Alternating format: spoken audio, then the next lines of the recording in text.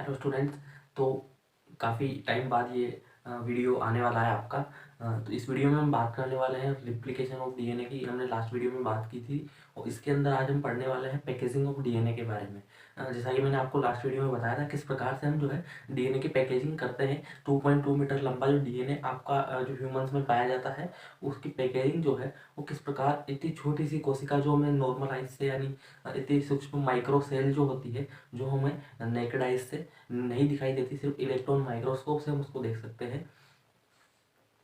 उसके अंदर 2.2 मीटर लंबा डीएनए किस प्रकार से रखा हुआ होता है, तो उसकी पैकेजिंग कुछ इस प्रकार से होती है कि वो इतना बड़ा डीएनए जो है इतना लंबा वो उसके अंदर आ सकता है। तो उसकी हम बात करेंगे, लेकिन उससे पहले हम एक छोटा सा टॉपिक सेंट्रल डोगमा जैसा मैंने आपको बताया था पहले, तो उसकी भी हम बात करेंगे और कुछ इंपॉर्टेंट पॉइंट्स हैं जो कि लास्ट टॉपिक अपना हो गया था रिप्लिकेशन ऑफ डीएनए। उससे पहले जो डीएनए उनकी बात हम कर रहे थे उसमें बेस पेयर्स की हम बात कर रहे थे।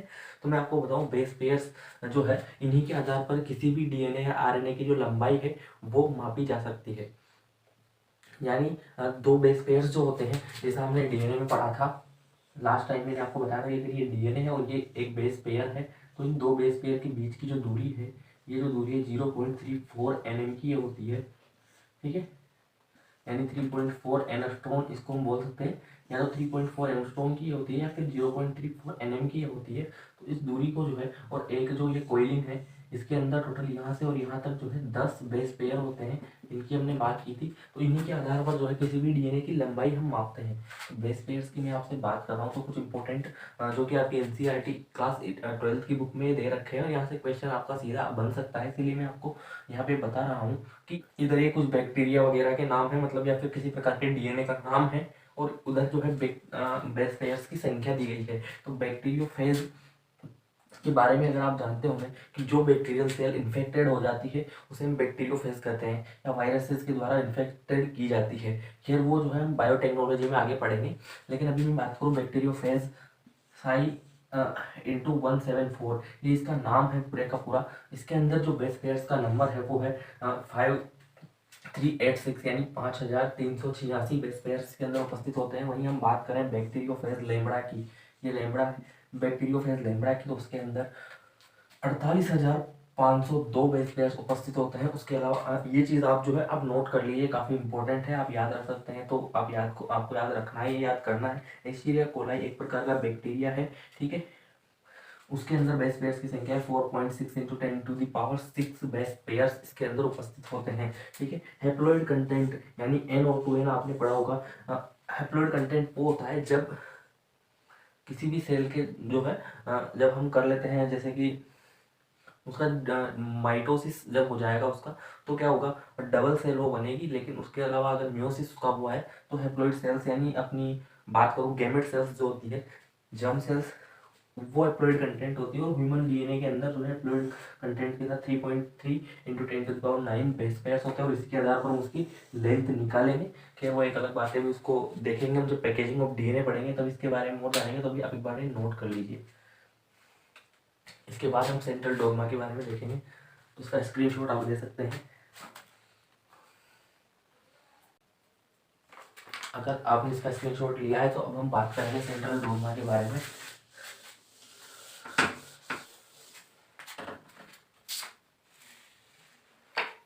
तो अब जो है मैं आपसे बात करने वाला हूँ एक ऐसा टॉपिक जो मैंने लास्ट क्लास में भी आपको बताया था, उसका नाम है central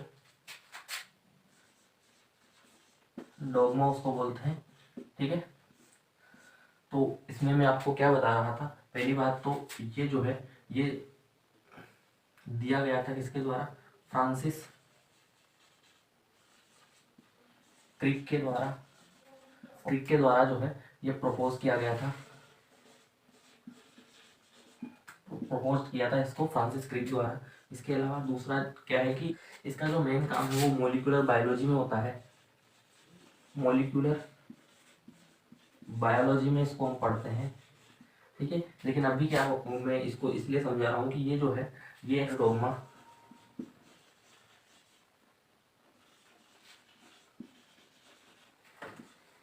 states that flow of genetic information from. अब किस प्रकार यहाँ पे आप देख पा रहे हैं, मैं आपको बताता हूँ किधर से किधर जो है, जैसे डीएनए है, डीएनए से आरएनए, और उस आरएनए से जो है प्रोटीन का फॉर्मेशन होता है, और इसी फ्लो को जो है सेंट्रल डोग्मा कहा जाता है। तो एक बार आप ये नोट कीजिए। इधर में एक और चीज़ आपको बता देता हूँ कि जो डीएनए है, डीएनए से डीएनए का बनना रिप्लिकेशन कहलाता है। मैं आपको बता चुका हूँ पहले भी, ठीक है। तो आप यहाँ पे रिप्लिकेशन लिख सकते हैं। उसके अलावा अगर डीएनए से आरएनए फिर बनता है, और फिर इसी आरएनए से जो है प्रोटीन बनता है, तो इसकी मैं आपसे यहाँ पे बात करूँगा, और क्या इस प्रोसेस को बोलते हैं उसके मैं आप यहाँ पे नाम लिख देता हूँ। तो डीएनए से डीएनए का बनना क्या कहलाता है, रिप्लिकेशन। डीएनए से आरएनए का बनना जो है ट्रांसक्रिप्शन कहलाता है। ट्रांसक्रिप्शन इसको बोला जाता है। और आरएनए से जो है प्रोटीन्स का बनना कहलाता है ट्रांसलेशन इसको बोला जाता है। तो आप ये चीज़ नोट कर लीजिए। वो सेंट्रल डोग्मा जो है पूरा का पूरा मैंने आपको बता दिया क्या होता है, किसने प्रपोज किया, ये सारी इतनी सी डिटेल में आपको याद रखनी है सेंट्रल डोग्मा के बारे में। तो उसका स्क्रीनशॉट आप जल्दी से ले सकते हैं। इसके बाद आज का जो अपना टॉपिक है, main topic packaging of DNA, उसको स्टार्ट करेंगे।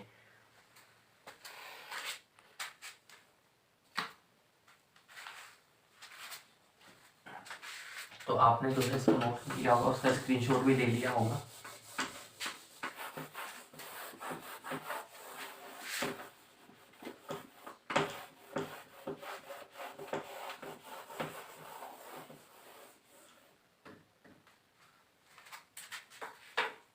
तो यहाँ पे हम टॉपिक डाले हैं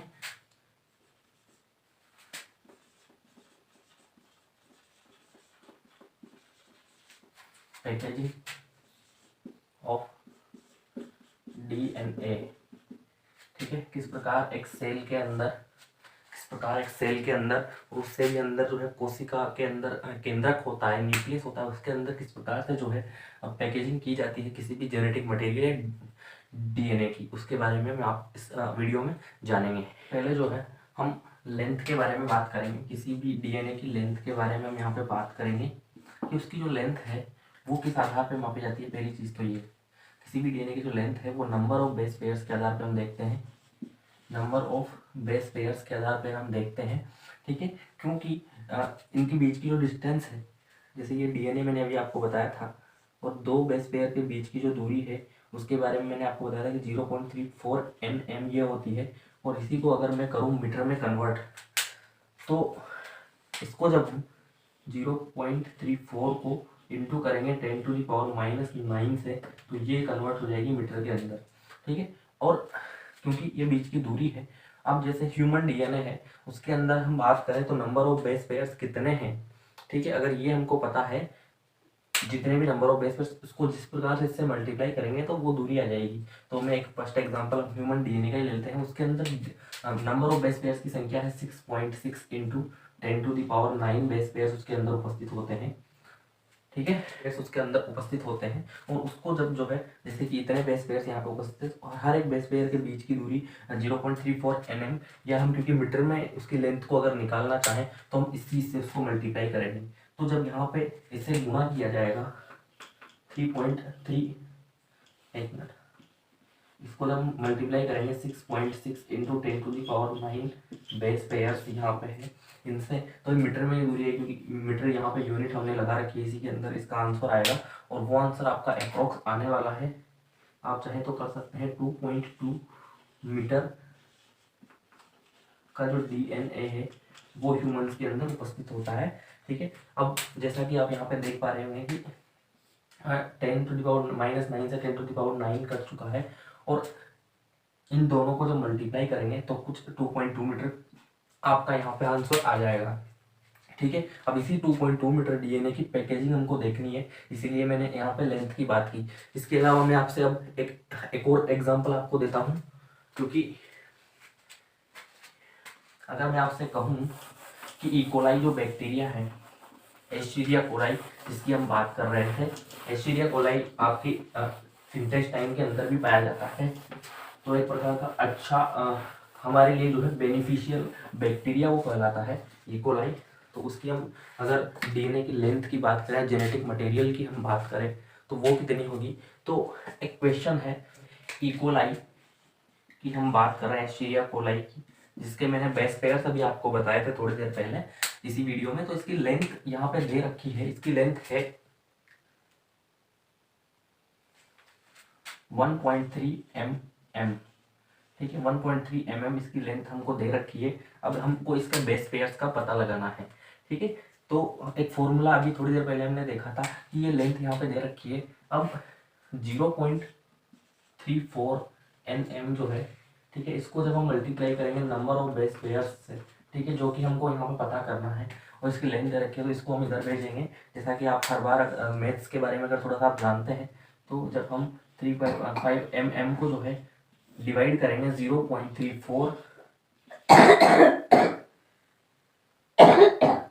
nm से, ठीक है, तो नंबर ऑफ बेस पेयर्स यहाँ पे हमको पता चल जाएगा। ठीक है, नंबर ऑफ बेस पेयर्स हमारे पास आ जाएगा। लेकिन एक प्रॉब्लम है, क्योंकि यहाँ पे जो है लेंथ की यूनिट mm में है, मिलीमीटर में है, लेकिन यहाँ पे नैनोमीटर के अंदर जो है लेंथ दे रखी है। तो पहले हम या तो इसको मिलीमीटर के अंदर कन्वर्ट करें, या फिर हमको इसको जो है नैनोमीटर के अंदर कन्वर्ट करना होगा। तो हम इसको जो है नैनोमीटर के अंदर जब हम कन्वर्ट करेंगे, तो इसको हम यहाँ पे मल्टीप्लाई करेंगे 10⁻6 से। सॉरी, इसको मल्टीप्लाई करेंगे 10⁻⁻6 से। ठीक है, तो हम जब इसको मल्टीप्लाई करेंगे 10⁻⁻6 से, तो अब जब इसको डिवाइड करेंगे तो आपका आंसर यहाँ पे, क्योंकि ये जब नीचे जो है अपॉन में है -6 में, तो ऊपर जाएगा तो +6 में हो जाएगा, और आपका यहाँ पे आंसर आने वाला है। इसको जब हमने यहाँ पे कन्वर्ट किया नैनोमीटर से इसके अंदर, तो जब हमको या तो इसको हम डिवाइड करेंगे 10⁻⁻6 से, लेकिन इससे अच्छा है कि हम इसको जो है ऊपर क्या करते हैं 10⁻6 से इसको जब मल्टीप्लाई करेंगे, तो ये कन्वर्ट हो गया अभी अपना नैनोमीटर के अंदर। ये जो यूनिट है, जब इसको हम मल्टीप्लाई करते हैं 10⁻6 से, तो ये कन्वर्ट हो जाता है नैनोमीटर के अंदर। और ये एक यूनिट मैंने यहाँ पे लिख दी है कुछ इस प्रकार से। अब अपना आंसर जो आने वाला है, तो 10⁻6 तो मैं ऐसा कैसे लिख दूंगा, नंबर ऑफ बेस पेयर्स हमारे यहाँ पे निकल के आने वाले हैं। और मैं जब इसको इससे डिवाइड करूँगा तो ये 4 टाइम्स जो है डिवाइड होगा। तो ये जो है नंबर ऑफ बेस पेयर्स आ चुके हैं अपने, जो कि इकोलाई के अंदर उपस्थित होते हैं। ठीक है, तो कुछ इस प्रकार से जो है हम लेंथ निकाल सकते हैं, और अगर लेंथ हमको पता है तो हम बेस पेयर्स का नंबर निकाल सकते हैं। अब हम पॉइंट पे आएंगे। एक बार अगर आपको नोट करना है या स्क्रीनशॉट लेना है तो आप ले सकते हैं। स्क्रीनशॉट आपने लिया होगा। अब हम पॉइंट पे आते हैं, और सबसे पहले जो है हम बात करेंगे प्रोकैरियोटिक सेल की, क्योंकि प्रोकैरियोटिक सेल के जैसे इकोलाई हमने देखा, ठीक है, तो ये हो सकता है कि यूकैरियोटिक सेल हो, लेकिन हम बात करेंगे प्रोकैरियोटिक सेल की। उसके अंदर जो है बैक्टीरिया ही हमने पढ़े थे, बैक्टीरिया उसके अंदर पाए जाते हैं। उसकी अगर हम बात करें, सबसे पहले इस चीज की हम बात कर रहे हैं यहाँ पे प्रोकैरियोटिक सेल की।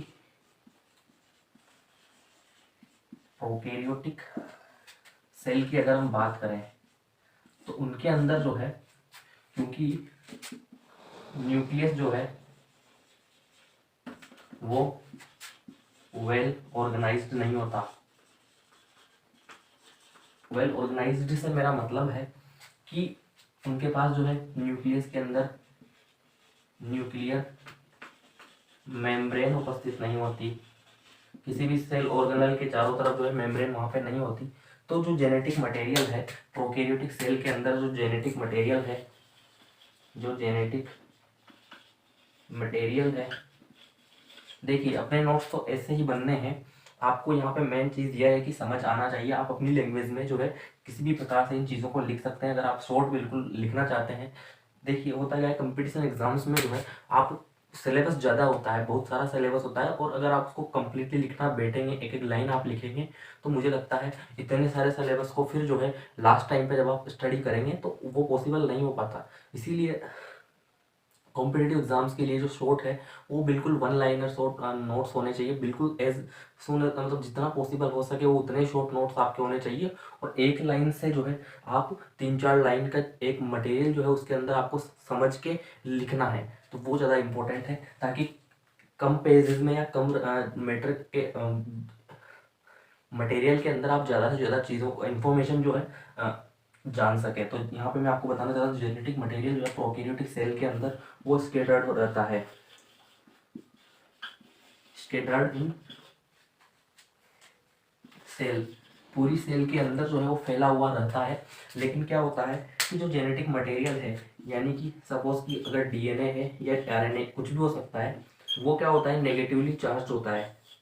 मैं यहाँ पर फिर भी लिख देता हूँ, नेगेटिवली चार्ज ये होता है, ठीक है। इनके पास जो है नेगेटिव चार्ज होता है। तो क्या होता है कि सेल के अंदर कुछ पॉजिटिव प्रोटीन्स होते हैं जो पॉजिटिवली चार्ज होते हैं, कुछ प्रोटीन्स होते हैं सेल के अंदर जो है, सेल के अंदर जो होता है साइटोप्लाज्म, साइटोप्लाज्म के अंदर कुछ